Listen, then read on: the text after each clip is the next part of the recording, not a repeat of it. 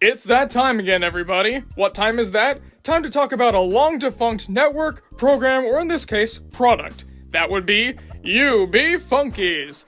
I loved these as a kid. I played them constantly and loved to collect them. But then when they got discontinued, I moved on. But I never really forgot. All throughout middle school and high school and yes, even college, I kept thinking back to these little guys and remembering all the good times we had. And hey, now that Media Mementos is up and running, I could finally talk about that. So I did some research and let me tell you, the story behind these things is really something. So let me walk you through the complete history of Funkeys. This all starts in the mid-2000s with a company known as Radica. Radical name, right? They were working on this brand new game line in coordination with this company Arcadian. See, Arcadian would make these little games, simple flash games, so to speak. And then Radica would put them on these colorful little USB drives, and that was really it. Basically, the whole point of this product was, hey cool, this USB has a bunch of colors and shapes on it, and then you plug it into the computer and it has this little game. Yeah, maybe it's because I'm an adult now, but that doesn't really sound like the most entertaining choice. But I guess I wasn't the only one thinking that, because when they were focus testing these games, the kids were not super into it. They found that the kids were more interested in the little character on screen than they were in the game. So then they thought to themselves, what should we do with this? How can we really hook them onto this new line of product? And then they had it. Let's make a story around it. Not just that, but let's turn these USB guys into little characters. And that's where Funkeys came into being. It went from a simple game library to a developed story. And here it was. In this land called Terrapenia, there were these creatures known as the Funkeys. The Funkeys loved being, well, funky, having good times and talking with each other and basically goofing off. The Funkeys were allowed to travel all throughout Terrapenia by use of the portals, created by this guy named Dr. Tinker. But Dr. Tinker one day disappeared, and in his place came Master Lox. And for those who don't know, Master Lox is basically Lord Business from the Lego movie. He's obsessed with order and organization, so he locked off all the portals to specific Funkeys so that every single one could stay in what he viewed to be their home environment. So now it's up to you, the player, to stand up to Master Lox and his dastardly henchmen and free Terrapenia from his evil, orderly grasp. Now this is how you hook the younger generation, a surprisingly thought-out story filled with lovable characters and a clear end goal. And hey, from a business perspective, it makes a lot of sense. Of course, the only way to get rid of Master Lox is to collect all the Funkeys and beat all their games, and then you can finally be the hero until the next version comes out, and the next, and the next, and the next. It's basically a money printing machine, but a money printing machine with lots of quality. I mean, look at these little guys. They were based off of vinyl urban figures, and I can definitely see it. I remember having these as a kid, and I thought that they were way too detailed for what they were supposed to be. Not in a bad way, of course, I just appreciated that they went the extra mile. Even though they all share a base model, not one of them is the same as the other. And they're also creatively designed too, like the ways that they can utilize those bumps on their heads or the various colors and shapes they can put onto them while still being the same model. I love it. It's every artist's dream. Personally, my favorites were Glub, Boggle, Fallout, and Stitch, but all the others were great too, don't get me wrong. Here's how Funkeys was played. When you put in a character into your little hub, then the character on screen would transform into the character you just put in. And they would unlock a special game, which was basically one of those flash games you could get for free online. But hey, it was still fun. And once you got a certain amount of points in that game, you got a crystal shard, which, again, when you get all of them, would finally defeat Master Lox. It was a simple yet addictive style, but that didn't matter. The country was ready and willing to eat it all up, and they did. Very quickly, Funkeys took off like nobody's business. I mean, of course it didn't hurt that they kept dropping little sneak peeks online. But when it finally came out, it was enormous. People couldn't get enough of these little guys. So, Mattel, the owners of Radica, gave them the full permission to keep on going with this line. And they did. Eventually, they released an expansion pack where you could play as Master Lox and one of his henchmen. A bunch of little kids' minds exploded when they learned that you could be a henchman and steal coins from other Funkeys in the game. Yeah, it was only one at a time, but still it gives you that sense of unlimited power. And with the success of Funkeys version 1, they knew they had to keep going with this. This is where Funkiki Island came in, which is the second series in the Funkeys lineup. This is, as you can expect, a tropical island setting. Even though the gameplay was basically the same, the story was different, the characters were different, the new Funkeys you got were different, the villains were different, everything was different. Instead of running away from Master Lox and his henchmen, you'd be trying to stop the Pineapple King and his natives. Instead of Mayor Say-So walking you around, it was this bum named Jerry. Instead of a whole bunch of Funkeys that you would get in this lineup, you'd only get 4. Although, it must be said, they went for quality over quantity here. The 4 that got released with Funkeys Island were very well received: Webley, Soul, Flurry, and Nibble.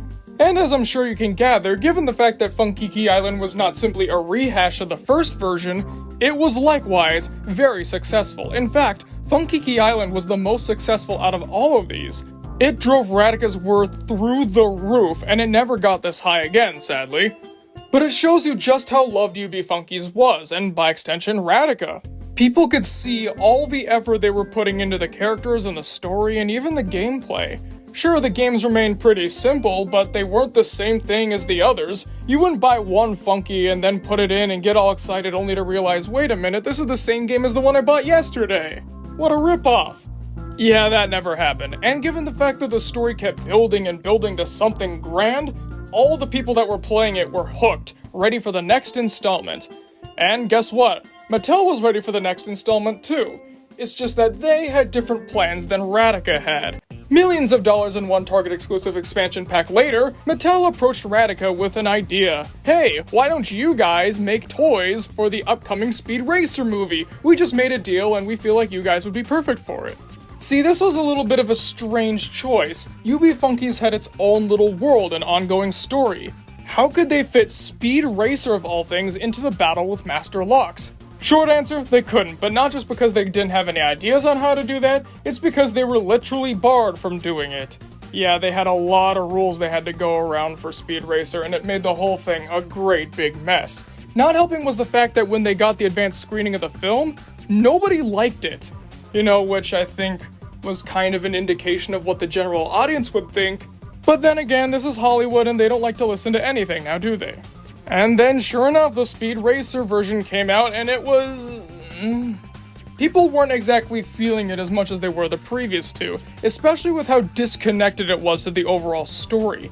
It didn't do anything to further the narrative, the gameplay wasn't nearly as fun, and all the characters were based off of pre-existing properties for something that nobody cared about. Nobody was gonna see the Speed Racer movie. It was a mess. Which means that all their plans for a second or even third wave of characters had to get put to a halt. When the Speed Racer movie failed, all plans to merchandise the movie were done. Radica didn't really care though, aside from the fact that they felt like they wasted their time. See, Radica had the real third version ready to come out, and I think that on an artistic level, this one was their best. The Dream States, Daydream Oasis, and Nightmare Rift. Now you can go to the land of daydreams where everything's fun, happy, and bright, or the land of nightmares, which is filled with creepy, oozing monsters.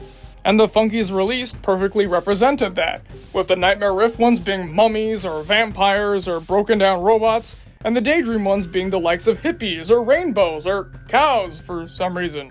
The villains were entirely different too. Unlike the original version in Funkeys Island, there wasn't some nebulous army going after your coins, it was one monster specific to each world.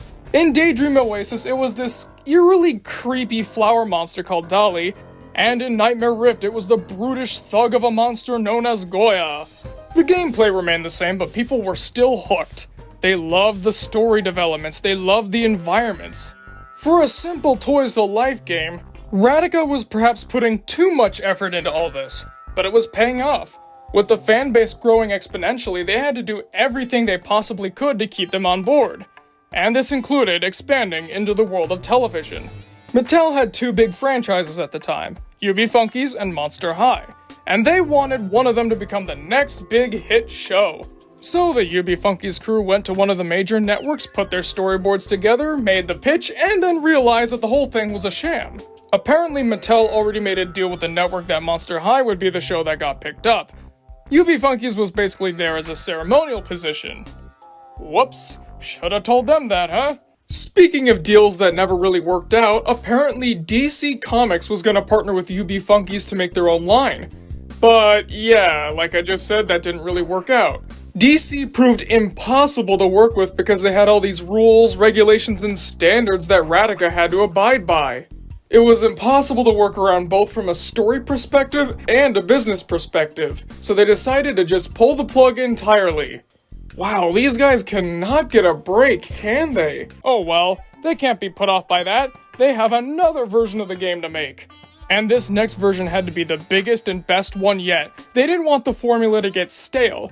If the whole point of UB Funkeys was to buy Funkeys, put the Funkeys in the hub, play the minigame that goes with them, and that's it, people would eventually get tired of it. So they had to do something big to shake it all up. What if instead of a bunch of minigames, they had one big game? Not just a game, but a fighting game. UB Funkeys Hidden Realm was exactly that. Again, a small wave of characters, but good characters nonetheless. They were ready for this to be their next big hit. The killer app for all UB Funkeys. But it wasn't. In fact, this one didn't do very well, and it's basically all Mattel's fault. Their budgets got slashed into ribbons, especially their advertisement budget. There were hardly any commercials shown for Hidden Realm. And if you don't tell people that a product is coming out, the product can't do well. And sadly, that's what happened with Hidden Realm. It didn't do nearly as well as the likes of Funkeys Island or Dream States or even the first version. Not to say that it did badly, it just wasn't as big of a hit as they hoped. But they still had to press on and keep going. The story still needed to be told, and the story was about to take a very, very big turn. Paradox Green was the most story-heavy chapter of the game that we've gotten since the very first one.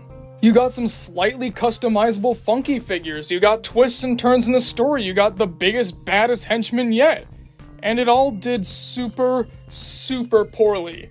I will say that when growing up with UB Funkeys, I had no idea that Paradox Green existed until I found a bunch of them in the clearance aisle at Target.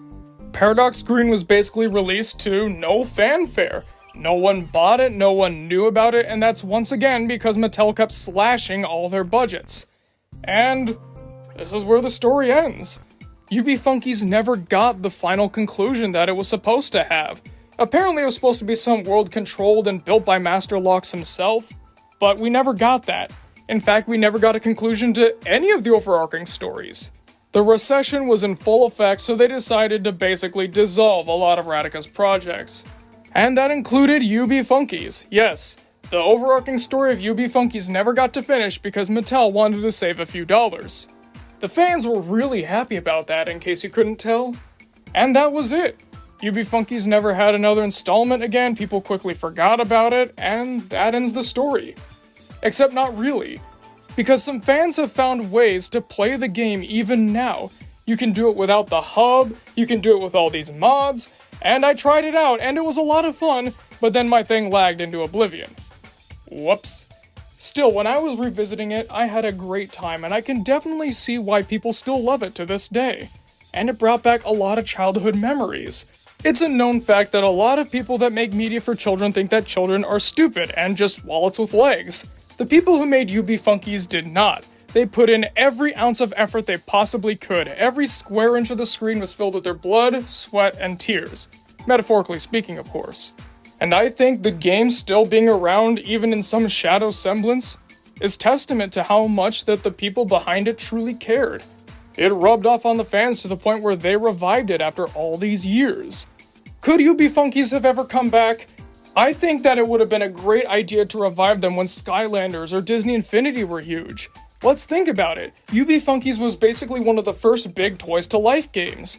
I think they came out a little too early. If they came around that time, who knows how big they would have gotten. But it's a little late for that. Toys to Life is basically a foregone fad. Disney Infinity's over, Skylanders is starting to close down. You missed your chance, Mattel. You really missed your chance. But that doesn't take away from the fun that UB Funkeys brought us all when we were kids. It was fun, it was crazy, and it definitely be funky. Well, folks, thanks for watching the video. Did you ever play UB Funkeys? Who was your favorite Funky? And have you gotten the game to work in this day and age? Comment below and let me know because I'm always excited to hear what you guys have to say. Thank you all for watching and I'll see you guys next time!